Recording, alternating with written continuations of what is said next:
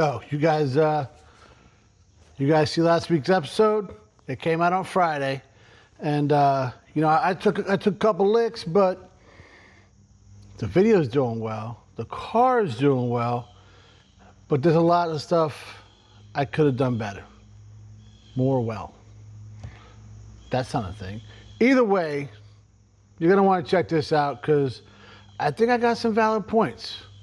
Here's your Tuesday morning tech tip from Pugliese Speed Shop. Guys, after making that video, I realized a couple things, and I'm dealing with a couple of things that I haven't like recorded or nothing. If you pay attention, you might realize, but and it got me all thinking, right, about having projects, long-term projects, that you might not be making any progress on. And I understand that's about at least half of my fleet. I got it. I totally get it, guys. I was actually talking to the kid about this. I talked to Megan about it. And they both understand. And they both also understand my side of it. Like, you know what I'm saying? Like, they understand where my head is right now and where it was when I put myself in this situation. When I say this situation, I mean, if you watch the channel, you know. That's it. But I'm trying to turn it around, guys, all right? I drove this guy to work today. It was awesome. Did I fix the exhaust? Absolutely not. And we'll get there. I just been busy, all right? And haven't gotten to it. We got all the parts now, so we're a step closer than we've been. We're closer than we've been all day, you know what I'm saying? But driving it and thinking about it, and I said, you know what, I ain't done nothing with that car since I started. So let's get the keys. Let's give it a little cold start, all right? And we'll hope we don't get stung again. I think I took care of that problem. We're gonna check that out. And, well, you know, talk about a couple things. Talk about not just what I could do better, what I could have done better to set myself up for this video. Let's see, the nest is still here. We're gonna, hey guys, you guys awake? Hello? Yeah. Okay. Seems to be empty. Let's hope the car is too. And well, we're gonna find out. Give you guys a little flip around, you know what I'm saying? So you can see what's up. Hello? Housekeeping. I think we're okay. We are not. Well, it's chilling up there. And now they're getting mad. We're not going to start the car right now, guys. We're going to get our weapons. All right, I know the window's a little dirty, but this is the best I can do. All right, well, somebody getting it. We got this guy, and we got this guy. Right, this thing's lethal. This is not a good idea. I don't recommend this, but they're not leaving, dude. What am I supposed to do? Either I should spray them first or hit them first. There's no way that we're not breaking the, let me make sure this thing's running. Yeah, we're good, we're good. Had a little problem the other day with that. But we're definitely breaking the bulb for the light. Well, shit. They moved. He's out of the car. He's above the shop. Where's the other guy? He's in the back window. He's gonna come out too? You gonna get out of there? If you guys get out of there, I don't gotta kill you, so it'd be great. I've lost track of this guy. He's definitely gonna get me.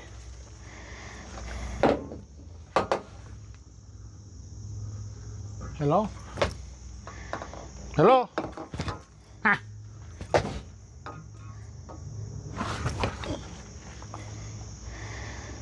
Guys, I think we're okay. One guy's long gone. Oh no, we got two more. I got them both. Oh, hell yeah. Hell yeah.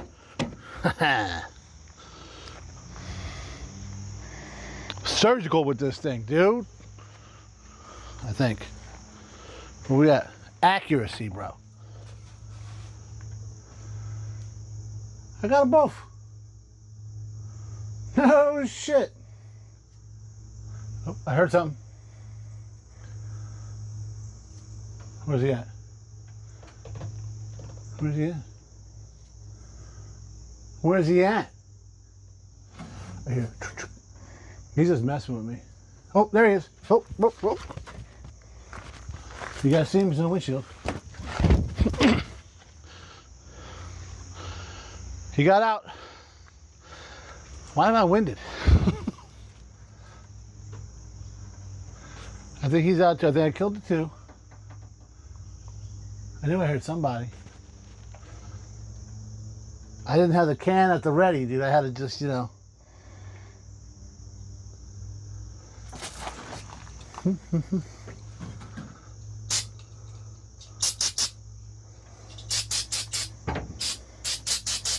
Oh.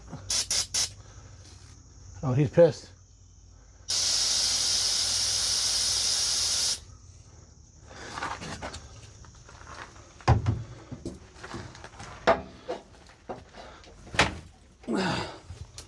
Got him. I kind of unloaded on him a little bit. We're doing good. All right, we're gonna give this thing a start, guys. Let's see how this works. Huh? Oh man, the keys are over there. The hell am I ain't putting that. No, you got at least have one weapon.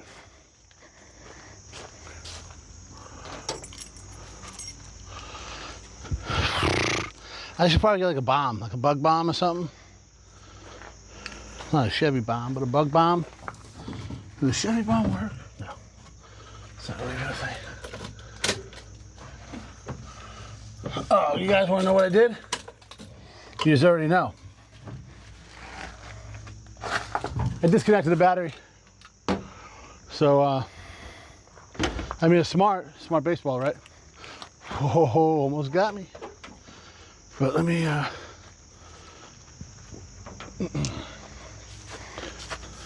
right.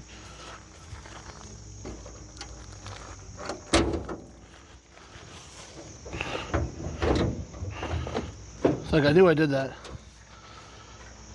Because that's what you do. And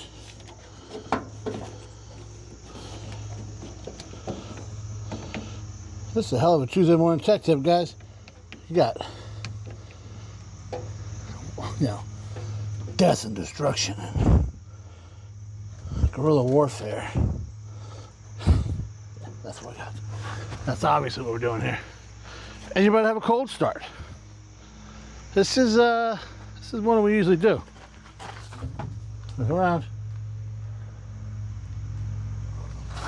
All right. We'll give her 2 pumps. Give her a little starty start. What did I do with the key now? Do you guys see what I did with the key? I don't know what I did with the key. What did I do with it?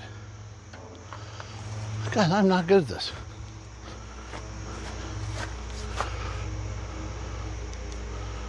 Huh. Found it.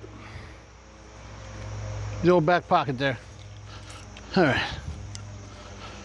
Man, this is not going as planned, but better than last time so far, right?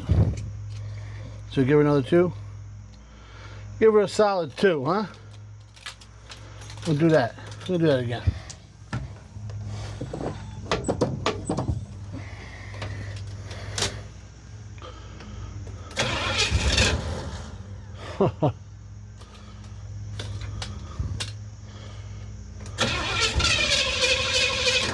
We didn't go.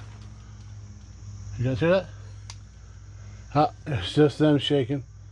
I thought we had more guys coming out, more soldiers.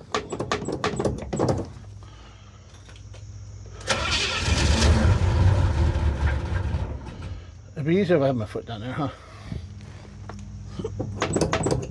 You guys see I'm getting all the way in here on a milk crate right now. You're crazy.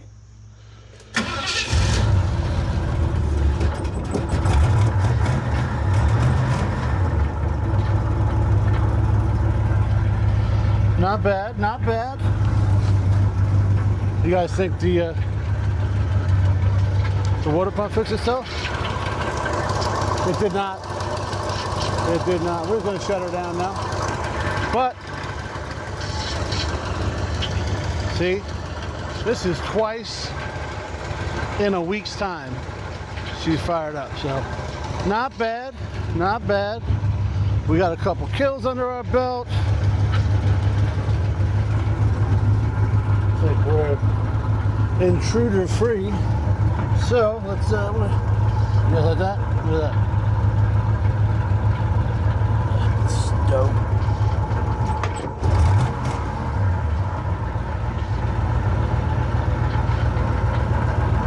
Let me take you in the back. I got an idling for you. I gotta at least give you the treat, right? Sounds so good.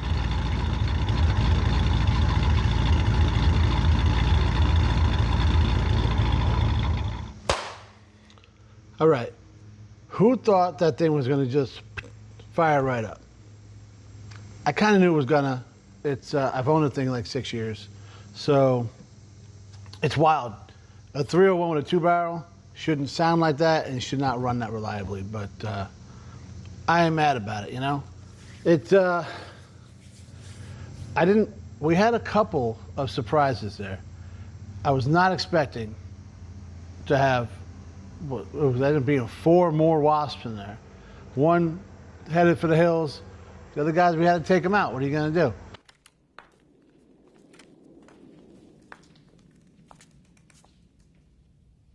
Oh, no.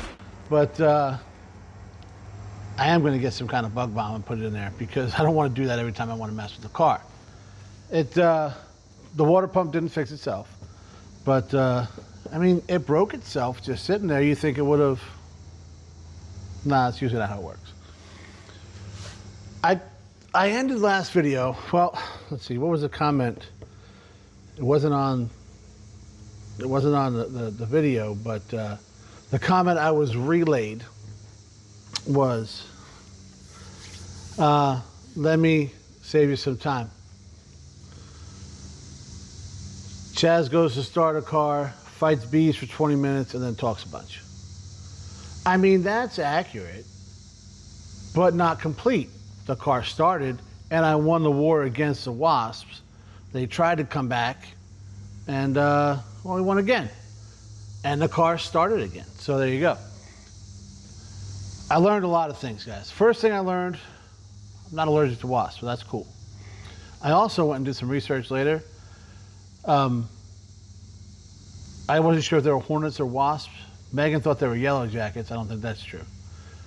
Everything I found says they're wasps, which I found out that not all wasps are hornets, but all hornets are wasps, which is, kind of like all thumbs are fingers, but not all fingers are thumbs. Same type of thing. They're like the hornets are like the special forces. Like they're the enforcer, they're bigger, they might have been hornets. It doesn't matter. I learned some things. And most importantly, guys, I learned, now I said in the video that I probably should have sold the car, and there's part of me that still believes that, because maybe I would have sold it to a guy that only had one project, and maybe he's some kind of fabricator and he welds a lot and he could fix this in no time at all and been good. The car is not unsavable. No car is unsavable with the right guy. That's the key. You hear me say a lot that I wish I was a better welder, and when I weld a bunch, I get better, and then I don't weld for like ever, and I start right back where I began. So there's ways to fix that, and I keep myself busy with all this other nonsense that I don't know if I'm going to be able to fix that anytime soon. Maybe I will. I'd like to. I do have a plan for that. In the meantime, I cannot allow that car to sit there anymore. It's frustrating the hell out of me. What I should have done 3 years ago, which was actually my plan 3 years ago, I was going to do a down and dirty high school type repair. And I say high school, I'm not talking like Votech high school, like where they have like an instructor showing them what to do. I'm saying like, you know, me and some of my friends pulling something out of the woods and making it run and drive and put it on the road to look decent and not care about a lot of things. Let me set the stage for you. Picture it. Sicily, 1912. Okay. In the 90s, you couldn't, well, the internet just barely came out in like what, 93 or something, 92, whatever it was. But when I was in high school, we didn't have a computer. Like the library had a computer. That's the only place I knew to get a computer. Or like a couple of offices, you know? You definitely didn't have it in the palm of your hand. You didn't click things and buy stuff online. To find anything for an older car, there was like 1 or 2 spots on Long Island, like Mars was a big auto parts store. That's where my old man got everything for his 50 Plymouth. There was a few places you go in. Now, they used the catalogs and could find stuff because that's all we had. But they got to where certain years are like, sorry, buddy, check the junkyard. Or you know, maybe you find a parts car or something like that. So you couldn't just buy floor pans for anything. You couldn't buy a quarter panel for anything. Actually, I'm gonna show it. Throw a couple pictures up here. Big surprise. I was 13 years old when I moved from Long Island to the Poconos. My dad brought with us a 1978 Cherokee that he bought from Chippy's uncle. And had a 304 in it, ran great, had a plow on it, seemed perfect for the Poconos. It was a rust bucket. We couldn't just buy the stuff that you can buy now, so my dad had sheet metal. We went and bought sheet metal. And now my dad was not a fabricator, but he was willing to try anything. We didn't own a welder. We didn't own a shear. We didn't own a brake. We didn't own any of that stuff, okay? What we owned was some hammers. We may have had a vise, a drill, a rivet gun, and a shit ton of motivation, all right? So we pulled everything apart, cut all the metal out, treated it as best we could back then. We didn't have all these rust converters we have now. You had some things.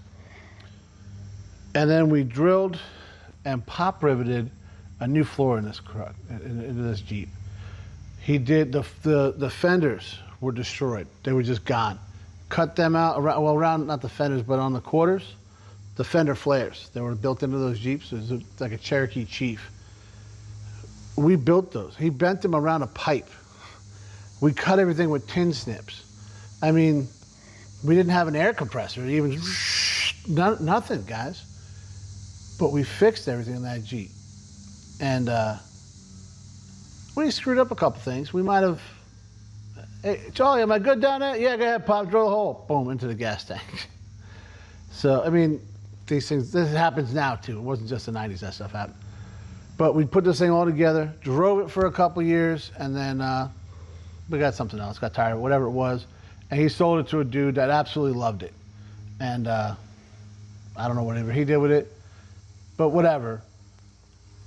It was safe. It passed inspection. It was on the road. It was clearing the road. We did the driveways. We did my grandmother's house, my aunt's house, whatever. We did all the stuff. So if it worked back then, why doesn't it work now? Because now we watch Gas Monkey Garage and Overhauling and everything else where, you know, whatever, all these discoveries, no, they're not on anymore, I get it. But all these discovery things where you gotta watch this stuff, right? You can't just, and I fell victim to it, guys. You can't just, you know, slap something together and run it. No, we need to perfectly weld in these floor panels, make it look like the day it came off the assembly line before you can do anything. And I've said this in other videos, but like this is actually what's going on, man. You know, I've talked about you can't drive it till it's done and all these myths that people find. But we do, guys. We watch that stuff, and then we're like, well, I got to do this. I got to do this, this, this, and this. You can't. I mean, we put a lift on my freaking Jeep with hockey pucks because I didn't have money for a body lift. And you know what? I outwheeled all those sons of bitches with all those freaking like expense. Cause I didn't care, and I just, what old Wade say? Gave her the nuts and went right through all the mud out there Hogs Back Road and tore it up, man. So I'm not saying that we should do everything like that. I mean, but when you have a vehicle that runs as good as this one does, you're having a hard time finding parts, which I found them now, but now I'm pissed off and I don't got the time to mess with this stuff. So my plan is I'm going to do all the things I just told you, get it going, put it on the road. You're going to love it. I'm going to love it. You're going to hate the way I did it. Some of you guys.